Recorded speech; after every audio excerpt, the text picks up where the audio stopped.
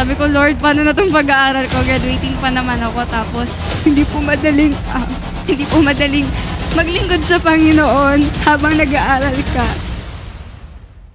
Ayan, at syempre po, hindi tayo magpapatuloy na hindi po natin nasasabi or na natitestify yung mga ginawa po ng Panginoon sa buhay po ng bawat isa. At naniniwala po ako na sa buong month of May po ay marami pong ginawa ang Diyos sa atin pong mga buhay at siya po ay naging tapat. Paano ko ba sisimulan? Napakarami ko pong testimony sa month po na ito.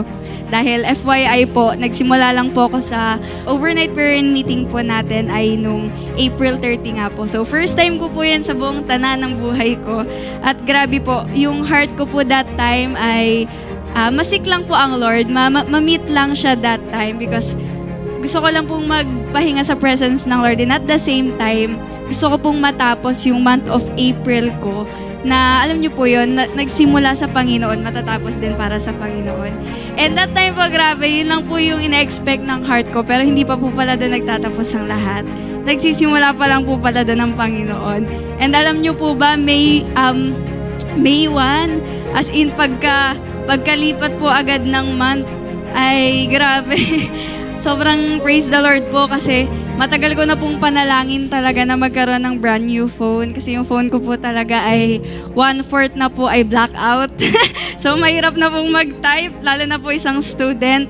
Mahirap po mag-aral ngayon kapag wala kang cellphone kasi napaka-high-tech na po ng panahon po natin ngayon. And grabe po, May 1 kaagad ng hapon. Binalan po ako ni Mama ng cellphone. Praise the Lord. Sobrang unexpected. Grabe po. Hindi ko po yun hiningi sa Panginoon nung OPM po natin.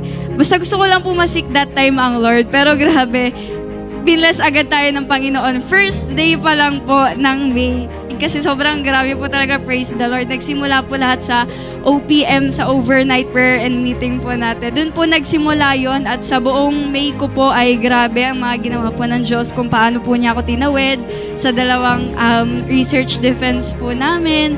Grabe po yan. Medyo mahirap po yun sa part ko kasi first time ko lang din pong ma-experience. Na lang po. Graduation po namin.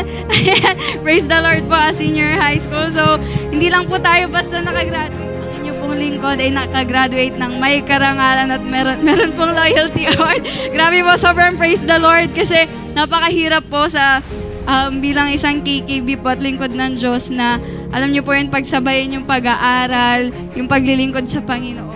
Sobrang iniyak ko po talaga in that time. Sabi ko, Lord, paano na itong pag-aaral ko? Graduating pa naman ako. Tapos, hindi ko masyadong mabalance yung pag-aaral and then yung paglilingkod ko sa Panginoon. Kumbaga, mas marami pa po yung paglilingkod kaysa sa pag-aaral, honestly. Pero, ayun, hindi ko po yun sinukuan. Praise the Lord po sa favor niya at sa favor po ng mga tao sa paligid ko.